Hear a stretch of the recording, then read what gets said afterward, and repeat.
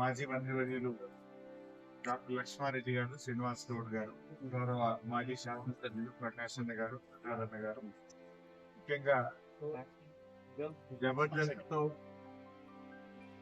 మరి వెండితెరకు పరిచయం అయి ఈరోజు అద్భుతమైనటువంటి సినిమా తీసినటువంటి రాకేష్ గారికి, వారికి తో పాటు ఈ సినిమాలో పనిచేసినటువంటి కళాకారులు, వారితో పాటు పనిచేసినటువంటి సినిమాలో పనిచేసిన ప్రతి ఒక్కరికి నా హృదయపూర్వక నమస్కారాలు, అభినందనలు. ముఖ్యంగా సినిమా చాలా అద్భుతంగా తీశారు. తెలంగాణ రాష్ట్రం ఏర్పడక ముందు ఈ ప్రాంత ప్రజలు పడుతున్న కష్టాలు, రాష్ట్రం ఏర్పడిన తర్వాత ఎంత అద్భుతంగా తెలంగాణ కేసీఆర్ గారి నాయకత్వంలో మరి ముందుకు సాగిందో, ఒక మంచి ప్రేమ కథతో తెలంగాణ చరిత్రనంతా కూడా చూపే ప్రయత్నం చేశారు.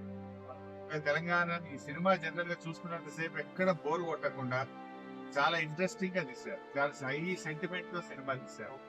చూస్తున్నంతసేపు నెక్స్ట్ ఏమవుతుందా అన్న ఒక ఆతృత సినిమాలో.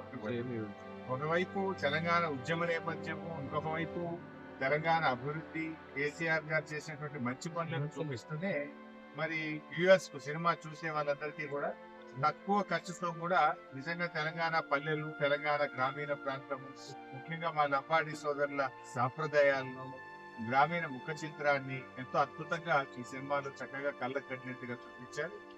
నాకైతే సినిమా బాగా నచ్చింది. తెలంగాణ అభిమానులు, కేసీఆర్ అభిమానులు అందరూ కూడా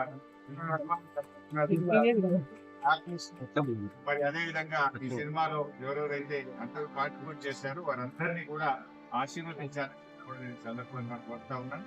ఇలాంటి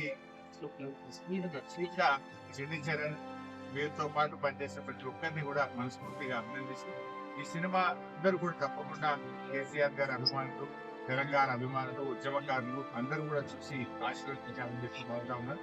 రాకేష్ మరి జబర్దస్త్ లో పనిచేస్తూ రాకింగ్ రాకేష్ గా పేరు తెచ్చుకున్నాడు. ఈ సినిమాలో కూడా చాలా జబర్దస్త్ గా ఆయన అద్భుతంగా చేశాడు. వారికి నా అభినందనలు తెలియజేస్తూ, ఇంకా ముందు ముందు సందేశాత్మకమైనటువంటి మరిన్ని సినిమాలు తీయాలని, తెలంగాణ సమాజాన్ని మరి ఇంకా బాగా మేలుకొల్పే విధంగా, సమాజాన్ని జాగృతం చేసే విధంగా మరింటి మంచి